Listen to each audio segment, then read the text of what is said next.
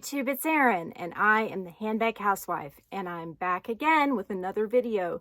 Today's video is going to be a failed unboxing video because I've already unboxed the box, but it is packed back up pretty much how I received it, and I thought I would unbox it again with you within reason. I'm not going to fully disassemble everything because I want to send it back in the same condition that I received it in.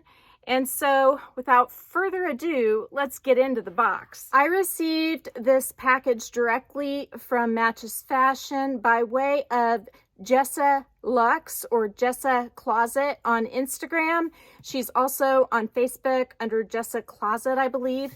She is a wonderful personal shopper, and she was able to secure this bag, which retails, I believe, for $19.80, if I'm not mistaken, for $16.68, and that's with shipping and taxes all in. Whenever I got the UPS notification, it shows it comes directly from Matches Fashion, so nobody needs to worry about authenticity if it's coming from a large department store like Matches Fashion.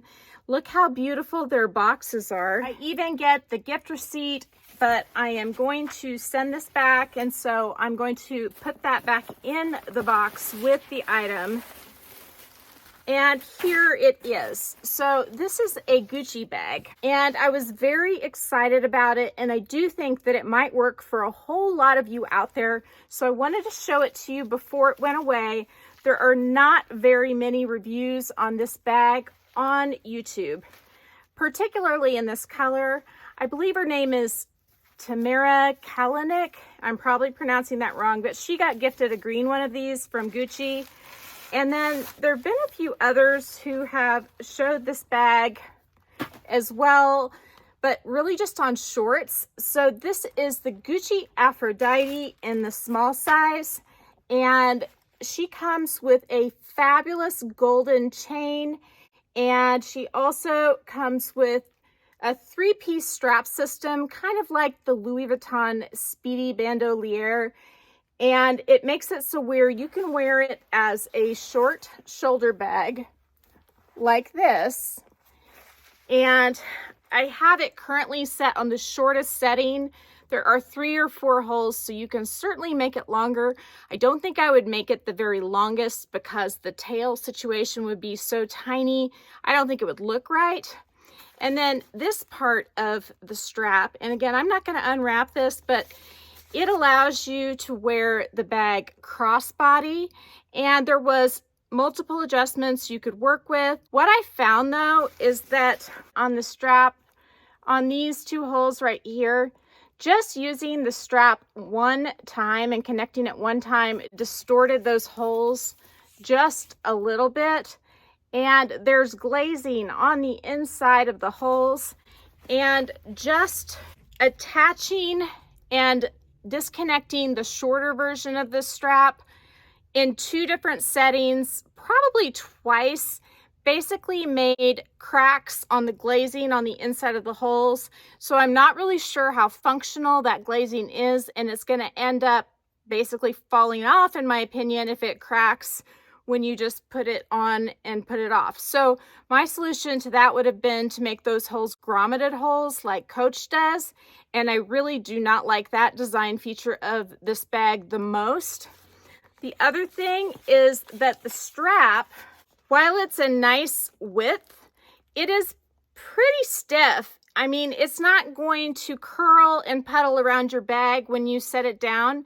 So you have this great big long crossbody strap that is, I don't know where you're supposed to put it. I mean, it's going to take up a pretty good sized table behind the sofa to lay your bag with the strap. And with the strap connected, my bag wouldn't stand up very well. It just tended to tip over. So for me, the long strap and the short strap are kind of a no-go.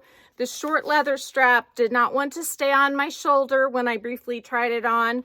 The long strap, I feel like I don't know what to do with it because it's kind of stiff. So the way I would wear this bag, if I kept it, would be with this beautiful chain that it comes with. And I'll unwrap this for you because it's really easy to wrap back up. So if you don't mind this as your only chain. And this is comfortable because it's nice and wide and it's also a flat chain. If you don't mind that being the way you wear the bag, and of course it's poking out because I have the leather strap connected and I'm not going to disconnect it, but you can see there is a really nice drop with the chain, and that would be the way that I would wear this bag if I kept it. But I don't really want that to be the only way I wear this bag. So, you know, I put my thinking cap on. I could also wear it with a crossbody chain, but honestly, it really bothers me that I can't wear the leather strap that comes with it as comfortably as I would like to. The way it fastens on to the rings is that the leather closes over the end, which seems ingenious. But what it doesn't allow is for the strap to swivel. And I like my straps to swivel when they're on my bag. Like this, for instance. You see how that swivels? Then as your body moves, the strap moves with you instead of being so rigid. And with this strap being a little stiff, it just feels like it's moving and cutting both ways as you move. And I only move for a few minutes. I do feel, however, I can show you the inside and then put that packing material back in. It comes with these credit card slots and no other pockets. The fabric on the inside is almost like a microfiber, but not quite. One thing that I was very surprised about is that this is the insert for the Gucci Marmont small camera bag. And it fits in this bag like perfectly. I mean, no gap at the end. And so if I had kept this bag, this would be how I would wear it with that insert. So based on that, I would say that the capacity is probably pretty similar to this Gucci Marmont bag. Even though I feel like it looks smaller, it does taper in at the top and the camera bag does not. But because the zipper up at the top does not close at a point like my Prada Re-edition does, you see there's space on either side of the zipper. That gives this a little extra space. The zipper itself opens and closes smoothly, but it just doesn't look very pretty to me. They used like a dark colored zipper as opposed to a golden zipper. And I don't feel like that really goes with the aesthetics of this beautiful pink bag. I do like the antiqued gold hardware on the Gucci. I do love the feel of this pebbled leather. It feels really, really good. And it's pebbled down on the bottom, but this part here, it has like a texture to it. It's not pebbled as deeply, but it's kind of cool how it is a little different along the sides and then the bottom and then up around where the strap is connected.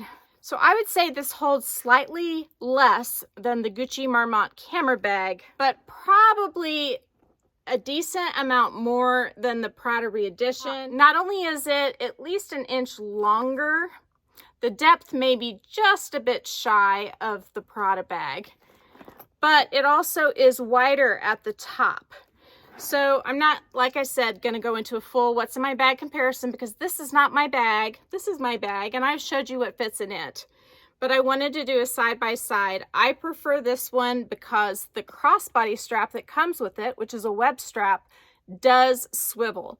And I didn't realize how important a swiveling strap would be to me until I got this bag. My second to most recent acquisition, no, I guess third to most recent acquisition would be the Louis Vuitton Boulogne bag or Boulogne bag.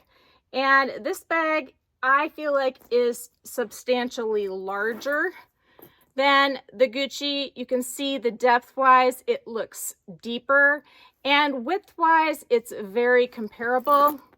But again, the Boulogne has the Gucci beat with that swiveling clasp, and also, even though this stays wider up at the top, getting into it just isn't quite as nice as getting into the other bag because you basically have to fold the sides open and then put your hand in.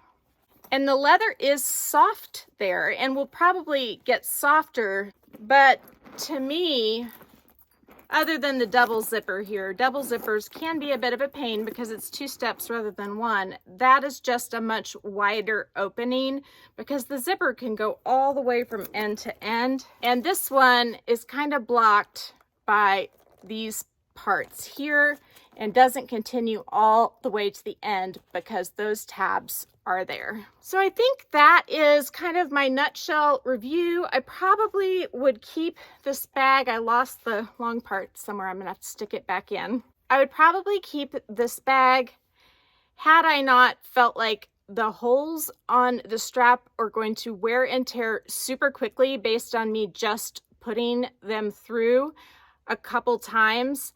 I don't want to have that kind of wear showing on my bag.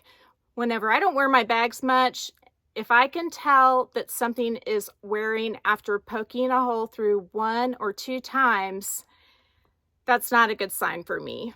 But if you don't mind, you know, just leaving the bag the way it is and not changing up the straps, which for me is kind of the whole point of this bag, that you can wear it 3 ways, then this might be a great option. The other thing that is sort of a no-go for me is this closure just being a little harder to open wide.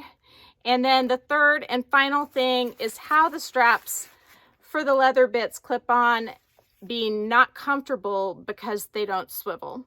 So if this helped you, please give me a big thumbs up. If you haven't subscribed to my channel yet, what are you waiting for? Do it and ring the notification bell so that you are notified of future exciting content such as this. Also, go find me on Instagram. The name there's the same. It is the @ then the handbag housewife, all lowercase. You can DM me there or you can email me at thehandbaghousewife@gmail.com. If I don't hear from you, I will see you again real soon. Take care and have a fabulous day. Bye.